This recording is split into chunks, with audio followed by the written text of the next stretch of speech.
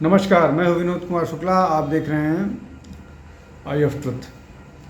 प्रधानमंत्री ने राष्ट्रपति के अभिभाषण के जवाब में या उनके धन्यवाद प्रस्ताव में कांग्रेस की आलोचना या कांग्रेस के जो शब्द बाण उन पर चल रहे हैं उनकी आलोचना में ये कहा कि जब उन्हें एक तिहाई प्रधानमंत्री बोला जाता है, इसका मतलब अभी उन्होंने 10 साल कंप्लीट किए हैं और 20 साल और बाकी हैं।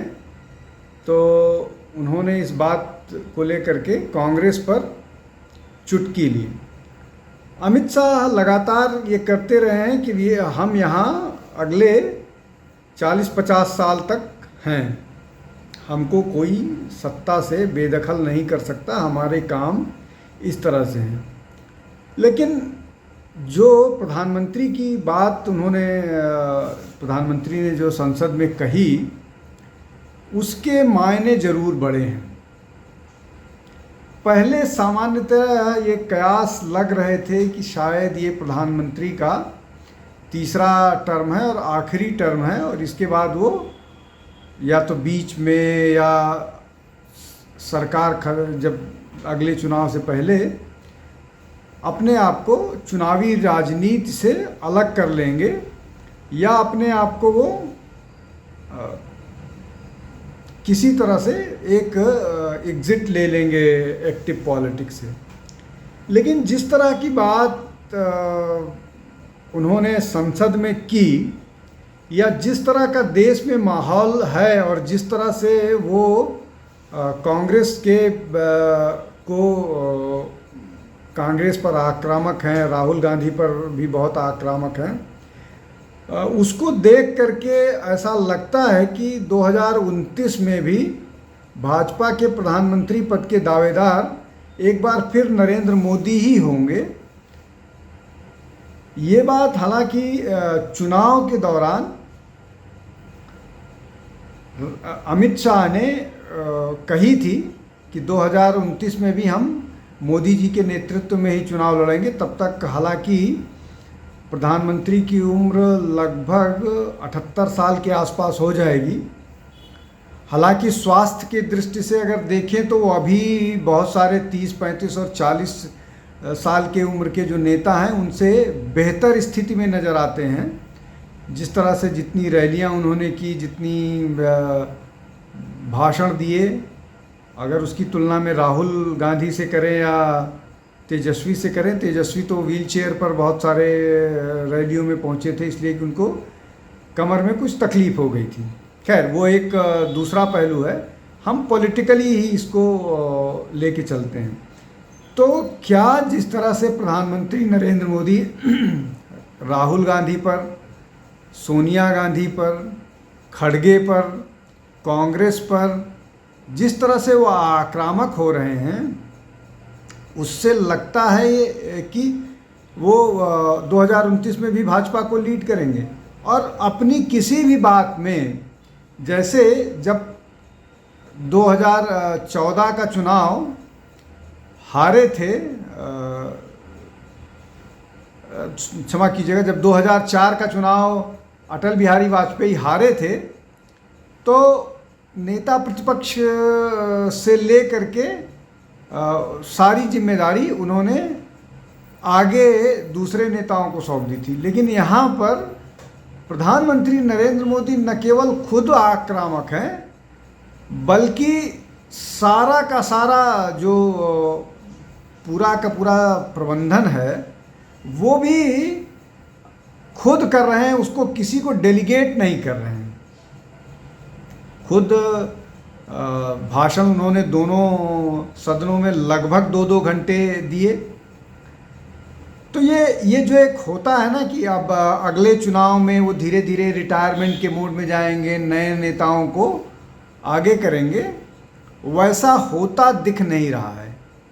और बातचीत के बाद ऐसा लग रहा है कि वो अगली बार के लिए भी धीरे धीरे ही सही मजबूत अपने आप को फिर एक बार करने में लगेंगी। ये जो 240 वाला आया है, एक और बात कही जा रही है कि ये जो 240 वाले मसला सीट का नंबर है, प्रधानमंत्री ये भी चाहते हैं कि इस 240 को एक बार फिर कम से कम पूरी मेजॉरिटी वाली सरकार बना करके फिर अलविदा कहें। ये बीजेपी में अंदर खाने से इस तरह की बात आ रही है। इन सब को देखते हुए भी ये लग रहा है कि अगला चुनाव, हालांकि अभी तो शुरुआत है, अभी तो पहला सेशन हुआ है, लेकिन उस पहले सेशन की आक्रामकता को देख करके कोई ये नहीं कह सकता कि अगले चुनाव तक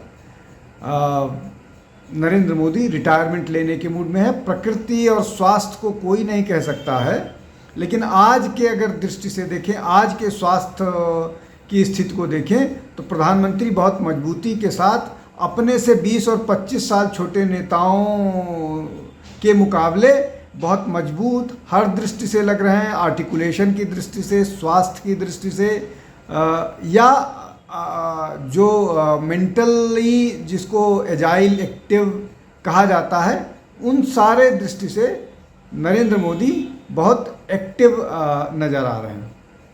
तो अगर ऐसा होता है, अगर 2029 का चुनाव नरेंद्र मोदी के नेतृत्व में ही लड़ा जाता है, तो एक बार फिर नरेंद्र मोदी वर्सेस राहुल गांधी 2029 में होगा। और उसकी तैयारियां कांग्रेस कैसे करती है, प्रधानमंत्री नरेंद्र मोदी कैसे करते हैं, राहुल गांधी कैसे करते हैं और भाजपा कैसे करती है, ये बड़ा इंटरेस्टिंग होगा। लेकिन ये भी बहुत इंटरेस्टिंग होगा कि कोई भी राजनीतिक दल या कोई भी प्रधानमंत्री पर 4 चुनावों तक लगातार विश्वास जता के रखना, नेता पर जनता का विश्वास रखना और पार्टी का नेता पर विश्वास रखना, ये दोनों महत्वपूर्ण पहलू हैं। लेकिन ये सारी बातें क्यों मैं कर रहा हूँ, आज से 5 साल की बातें क्यों कर रहा हूँ, इसलिए 5 साल की बात हो रही है कि तीसरे टर्म के बाद जब ये बार बार कहा जा रहा है कि प्रधानमंत्री ने रिकॉर्ड जीत हासिल की है, कोई भी प्रधानमंत्री तीसरी बार चुनकर आना, नॉन कांग्रेसी प्रधानमंत्री चुनकर आना, अमित शाह का रिपीट करना, नड्डा जी की इसी तरह की बात करना, और अब पार्लियामेंट में प्रधानमंत्री का तंज कसना कि ये जो बात कर रहे हैं विपक्ष वाले या कांग्रेस वाले कि ये तो 1/3 प्राइम मिनिस्टर है, जयराम रमेश का ये ट्वीट था, वक्तव्य था, उसको उन्होंने बड़ी तरीके से कांग्रेस की तरफ मोड़ दिया और बताया कि 1/3 तो अभी हमने पूरा किया, इसका मतलब 2/3 यानी 20 साल और हमको राज करना है। 20 साल पर निश्चित तौर पर प्रधानमंत्री की उम्र तब तक 90 से ऊपर होगी। लेकिन ये जो मसला है कि बीजेपी आगे ही बीजेपी को आगे की बधाई कांग्रेस ने दे दी है, ये इस पे कई बातें छिपी हुई हैं। न केवल तंज है, बल्कि इस बात के स्पष्ट संकेत हैं कि 2029 का चुनाव भी भाजपा मोदी के नेतृत्व में लड़ेगी और मोदी उस बात की तस्दीक करते हुए नजर आ रहे हैं। आज के लिए बस इतना ही। हमारे साथ जुड़िए, देखते रहिए हमारा। बहुत बहुत धन्यवाद। नमस्कार। हमारे चैनल आई ऑफ ट्रुथ को सब्सक्राइब कीजिए YouTube पर, इसे फॉलो कीजिए Facebook पर, Instagram पर, Twitter पर और Ku पर। हमारे चैनल के बारे में फीडबैक देने के लिए हमें मेल कीजिए ioftruth.6@gmail.com पर।